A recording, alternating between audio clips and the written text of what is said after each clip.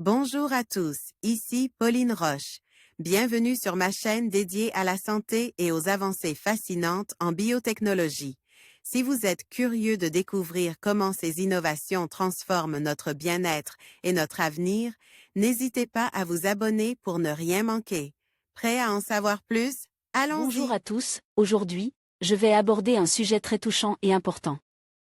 Bruce Willis, l'un des acteurs les plus emblématiques de notre époque, souffre d'une forme incurable de démence. Dans cette vidéo, je vais vous expliquer ce qu'est cette maladie, comment elle affecte la vie de Bruce et ce que cela signifie pour ses fans et sa famille. Restez avec moi pour en apprendre davantage sur cette situation difficile et sur l'impact que cela a sur l'industrie du cinéma. Au printemps 2022, l'acteur américain Bruce Willis mettait un terme à sa carrière à cause d'un problème de santé, l'aphasie. Aujourd'hui, son état s'est dégradé et sa famille annonce qu'il souffre de démence. La famille de Bruce Willis donne des nouvelles de son état de santé dans un communiqué paru sur le site de Elan Association for Frontotemporal Dégénération. L'aphasie qui a mis fin à sa carrière cinématographique au printemps 2022 est causée par une forme de démence incurable à ce jour. Bruce Willis a été diagnostiqué pour une neurodégénérescence fronto-temporale, la forme de démence la plus fréquentée, environ 20% des cas. Les différentes régions du cerveau. La dégénérescence frontotemporale se concentre dans les lobes frontal et temporal. Domaine public, une démence incurable à ce jour. Elle touche des personnes plus jeunes que la maladie d'Alzheimer, qui ont moins de 60 ans, et se caractérise par la disparition lente et irrémédiable des neurones dans la zone frontotemporale du cerveau. Cette dernière est impliquée dans la parole, la pensée abstraite ou encore les mouvements. Les patients présentent des troubles du comportement, du langage, de la compréhension et de la personnalité. Les origines de la dégénérescence frontotemporale ne sont pas clairement identifiées, elles pourraient être génétiques, environnementales. Liées à des traumatismes crâniens. Mais aucune hypothèse scientifique ne permet de décrire la grande diversité des formes cliniques présentées par les patients à ce jour. L'entourage de Bruce Willis se dit soulagé d'avoir un diagnostic précis et que son cas pourra attirer l'attention des médias et du grand public sur cette maladie qui a cruellement besoin de reconnaissance et de recherche scientifique. Aphasie, quelle est cette maladie qui met fin à la carrière de Bruce Willis? Article publié le 2 avril 2022 par Julie Kern. Bruce Willis a été récemment diagnostiqué comme aphasique, un trouble du langage qui rend la communication avec les autres délicate. D'où vient cette maladie et comment est-elle prise en charge?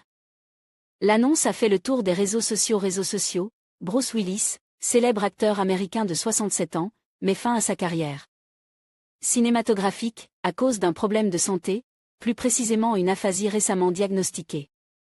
Comme Bruce Willis, environ 250 000 personnes en France sont aphasiques à des degrés divers.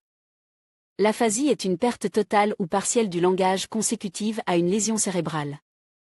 La communication avec les autres, s'exprimer ou comprendre, devient alors compliquée, voire impossible. D'où vient l'aphasie? Tout le monde est susceptible de devenir aphasique du jour au lendemain, sans distinction d'âge et de sexe. C'est la conséquence d'une lésion cérébrale causée, dans la plupart des cas, par un accident vasculaire cérébral, AVC. Mais ce n'est pas l'unique cause, un traumatisme crânien lors d'une chute ou d'un accident, une tumeur cérébrale. Ou encore une maladie neurodégénérative. Maladies neurodégénératives peuvent provoquer une aphasie. En général, l'aphasie ne s'aggrave pas, sauf si elle est due à une maladie neurodégénérative. Dans ce cas, les capacités de communication des patients peuvent décliner doucement. La lésion intervient dans l'une des deux régions impliquées dans l'expression et la compréhension, situées dans l'hémisphère gauche du cerveau, R de Broca et de Wernicke. On distingue alors l'aphasie de Broca qui est aussi qualifiée d'expressive, et l'aphasie de Wernicke ou réceptive selon la région cérébrale touchée. Il existe d'autres types d'aphasie comme l'anomie, l'incapacité à nommer les objets, l'aphasie de conduction, ou encore globaldon. Les symptômes peuvent se recouper. L'aphasie de Broca et de Wernicke. L'aphasie de Broca. Dans ce cas, c'est l'aire de Broca, située dans la partie postéro-inférieure du lobe frontal, qui est lésée. L'aphasique de Broca peine à exprimer des mots ou formuler des phrases, mais ses facultés de compréhension sont relativement préservées. Cela s'accompagne aussi d'une dysgraphie ou d'une agraphie, l'incapacité d'écrire, et des difficultés à lire à voix haute. Si un patient atteint de l'aphasie de Broca peine à s'exprimer à l'oral ou à l'écrit, il n'a en revanche pas de problème de conceptualisation des idées. L'aphasie de Wernicke.